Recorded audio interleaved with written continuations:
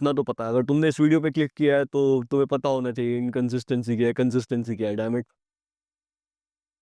अगर तुम इनकंसिस्टेंट हो, तुम वो हैबिट्स कर रहे हो जो तुम्हें पीछे की तरफ ले जा रही है, आगे ले जाने की जगह, तो तुम क्या कर रहे हो? मैं तुम्हें ब्लेम नहीं करने आया, आई नो कुछ चीजें अनकंट्रोलेबल हो जाती हैं कि स्टेज के बाद। मैं ये अज्यूम करके चलूंगा तुम्हें पता है तुम्हारे लिए क्या सही है क्या गलत है, तुम्हें क्या करना है क्या नहीं करना है। That's the basic thing. बाकी इस साइकिल के एंड में ये होता है, तुम इनकंसिस्टेंट रहते हो, चीजें हो रही होती हैं रेगुलरली, तुम रेगुलरली जो सही चीज है उसकी जगह वो सब कुछ करते हो जो नहीं करना चाहिए। You get that? तुम वो सब करते हो जो नहीं करना चाहिए, फिर एंड में अनकंट्रोलेबल चीजों को ब्लेम करते हो, जैसे भगवान। बारिश हो गई, पड़ोसी की माँ मर गई, ठीक है, वो तुम्हारे कंट्रोल में नहीं है, तुम उन चीजों को ब्लेम करने लग जाते हो एंड में। लिसन केयरफुली, अगर तुम्हें ये साइकिल ब्रेक करना है तो पहले तो मैं यही बोलूंगा कि एनालिसिस पैरालिसिस से बाहर निकलो। एनालिसिस पैरालिसिस होता क्या है, ये कि तुम चीज़ों को एनालाइज करने बैठ गए। एज अ बिगनर मैं चाहूंगा कि तुम बस चीज़ों को करने लग जाओ। वो कैसे? अगर तुम मोटे हो तो जिम जाना शुरू कर दो, you will make progress anyway. तुम बस डेली जाने पर फोकस करो, तुम सही पैटर्न्स बनाने पर फोकस करो, चीज़ें ऑटोमेट हो जाएंगी। ठीक है, तुम्हारी आदत, तुम्हें लगने लगेगा कि हाँ कुछ मिसिंग है दिन में, अगर मैंने वो चीज़ नहीं करी तो। Just think about it for second, अगर ये अच्छी चीज़ों के साथ हो तो ये तुम्हें कितना फायदा करेगा लॉन्ग रन में। तुम डेली जिम जा रहे हो, ऑटोमेशन में है, तुम्हें अधूरा लगेगा अगर तुम जिम नहीं जा रहे हो तो। ठीक है, तुमने 1 महीने तक कंसिस्टेंटली जिम हिट कर लिया, फिर उसके बाद क्या होगा, वो मसल मेमोरी में बैठ जाएगा, तुम अजीब सा महसूस करोगे उस पूरे दिन जिस दिन तुम जिम नहीं जाओगे। तो as a beginner I will recommend कि तुम बस चीज़ें करने लग जाओ, चीज़ों को परफेक्शन की सोचो ही मत। ठीक है, हमारी कल्चर में एक गलत चीज़ है कि हमें ये बताया जाता है कि फेलियर के बाद जिंदगी खत्म हो जाती है। ऐसा नहीं है। फेलियर तुम्हारी आंखें खोलता है, फेलियर तुम्हारे लिए अच्छा है। हेट हमेशा नीचे से आती है। जो लोग, जिनके पास खुद चीजें करने के लिए नहीं है, वो तो तुम्हें बोलेंगे तू फेल हो गया, तेरी जिंदगी खत्म हो गई। You get that? बाकी don't wait for motivation. Feeling और एक्शन कभी यू नो सेम चीजें नहीं है वो। तुम अच्छा महसूस कर रहे हो और तुम अच्छा काम कर रहे हो, दो अलग चीजें हैं। अब मैं सोचूं कि तुम्हारे दिमाग में एक गाना चल रहा है, तुम उसमें जी रहे हो, अगर तुम फीलिंग्स का इंतजार कर रहे हो तो। ये मैंने देखा है कि मेरा एक दोस्त था, वो फीलिंग्स के अकॉर्डिंग एक्शन लेता था, वो काम करता था जब उसको अच्छा लगता था। ये हुआ कि जब चीज़ें डाउन जाने लग गई, जब उसको ज़्यादा एफर्ट पुट करना था, वो ईयर लिड लगा के काम करता था तो उसको अच्छा महसूस हो रहा होता था। जबकि उसको प्रोडक्टिव होना चाहिए, वो अच्छा महसूस कर रहा है, उसको और काम करना चाहिए, राइट? उसको अच्छा काम करना चाहिए, उसको अच्छा महसूस हो रहा है, बट ऐसा होता नहीं था। फीलिंग्स और एक्शंस कभी अलाइन नहीं करते। अब कंसिस्टेंसी को अचीव करने के लिए हाँ अच्छा तो महसूस करना पड़ेगा वो चीज़ करते हुए जो तुम्हें पसंद है, तभी तो तुम उसको रोज कर पाओगे। ऐसे तो सेंस नहीं बना रहा है, तुम्हें वो चीज़ पसंद नहीं है फिर भी तुम उसे कर रहे हो। That's the point, create healthy patterns, रोज करो, मन मार के करो 30 दिन तक, फिर वो आदत में बैठ जाएगा, गलत चीज़ों को ऐसे ही छोड़ो। अब इन्वायरमेंट का चेंज बहुत हेल्प करता है, एक रिलेशन होता है इन्वायरमेंट और तुम्हारी हैबिट्स का काफ़ी गहरा।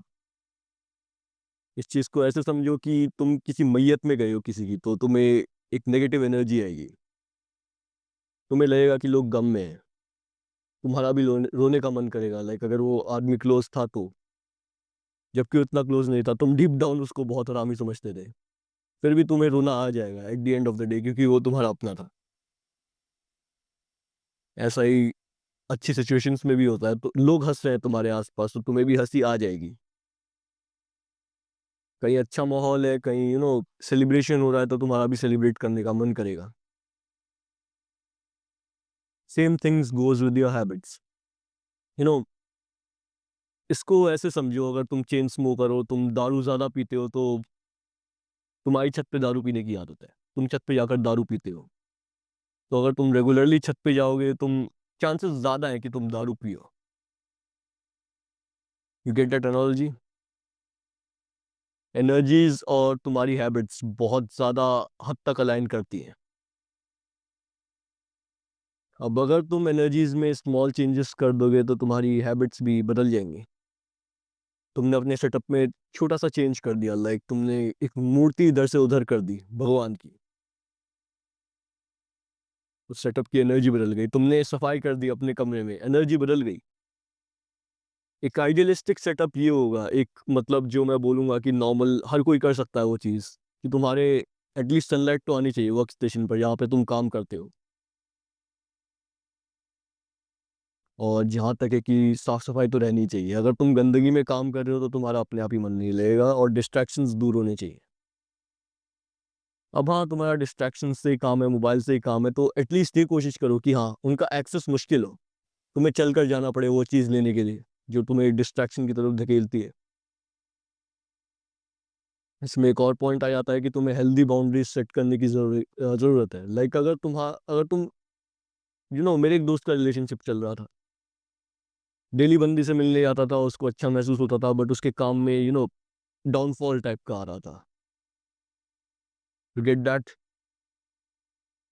वो खुद को कंट्रोल ही नहीं कर पाया, उसने अपने फीलिंग्स के अकॉर्डिंग एक्ट किया। कुछ चीज़ें नॉन नेगोशिएबल होती हैं, जैसे कि तुम्हारा काम, तुम्हें उसको प्रायोरिटी लिस्ट पे रखना पड़ेगा। बाउंड्रीज क्रिएट करनी पड़ेगी कि मैं इस टाइम नहीं आ सकता, उस टाइम नहीं आ सकता। हाँ हाँ सबको बोलकर ना बोलने की आदत डालो। That's the bottom line. Consistency बहुत मैटर करती है। अगर तुम्हें रिजल्ट्स देखने हैं, लोग भी तुम्हें तभी पूछेंगे जब तुम रिजल्ट्स लेके आओगे। ये देखो मेरे पास पैसा है, ये देखो मेरे पास ये गाड़ी है। या फिर तुम उनको ऐसी प्रेजेंस दे रहे हो, ऐसी कुछ वैल्यू दे रहे हो कि वो खींचे चले हैं। लाइक तुम उनको ध्यान से सुन रहे हो। ये भी बहुत बड़ा आज की तारीख में इन्फ्लुएंसिंग का सीक्रेट है। अगर तुम लोगों को ध्यान से सुनो तो वो बोलेंगे, उनको अच्छा लगेगा, तुम एक अच्छे कन्वर्सेशनलिस्ट बन जाओगे। That's the key to conversations. तुम सुनो ज्यादा, तुम बोलो कम। तो एक हेल्दी बाउंड्री सेटअप करो रिलेशंस में, कि लाइक डेली तुम दारू पीने नहीं जा रहे हो, अगर तुम्हारे दोस्त जा रहे हैं तो कीप इट मोर लाइक महीने में एक बार, साल में एक बार, हफ्ते में एक बार। दारू तो पियो ही मत। दारू होती क्या है भाई? नहीं पीनी चाहिए, बेकार चीज होती हो। फायदा क्या दे रही है? गांजा तो और बर्बाद चीज है। दारू एक पल के लिए फिर भी ठीक है, क्योंकि तुम्हें वो अच्छा महसूस करवा रही हो, तुम्हें और चीजें करने के लिए तुमने ये देखा होगा, जब तुम दारू पी के गाड़ी चलाते हो तुम बहुत तेज चला रहे होते हो। जब तुम गांजा फूक कर गाड़ी चला रहे हो तो तुम बहुत स्लो चला रहे होते हो। अब मैं ये नहीं बोलूंगा कि तुम गांजा पी के दारू पी के गाड़ी चलाओ, बट द पॉइंट इज दारू फिर भी कंपैरेटिवली बढ़िया है। वो तुम्हें और चीजें करने पे मजबूर करती है। गांजा छोड़ दो, गांजा बेकार चीज है। यू विल स्टार्ट तुम फीलिंग्स पे ज्यादा एक्ट करने लग जाओगे, तुम फीलिंग्स पे ज्यादा रिस्पॉन्स करने लग जाओगे, तुम अपने दिमाग में जीने लग जाओगे अगर तुम गांजा ज्यादा फूकने लग गए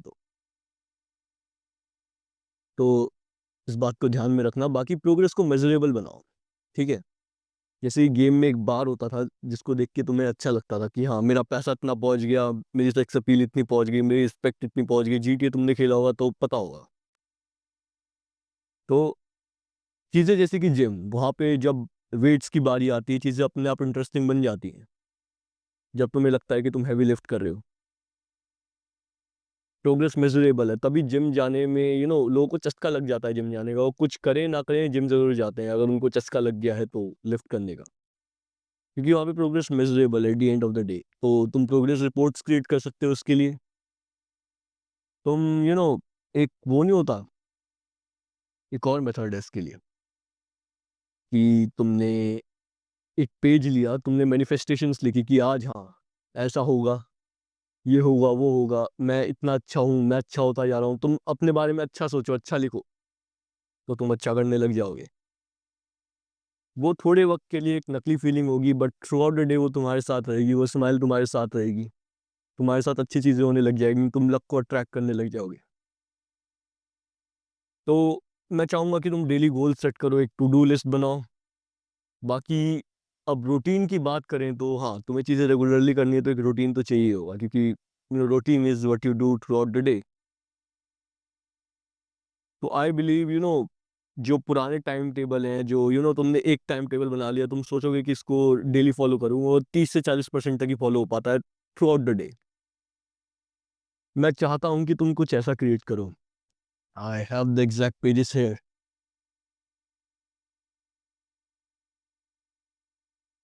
दिस इज माई जर्नल।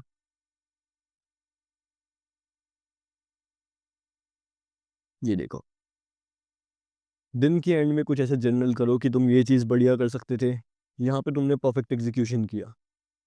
फिर यहाँ पे जो अगले दिन का तुम्हें लिखना है, ये रहा टाइम, ये रही एक्टिविटीज़, ये रही टू डू लिस्ट, मुझे क्या करना है।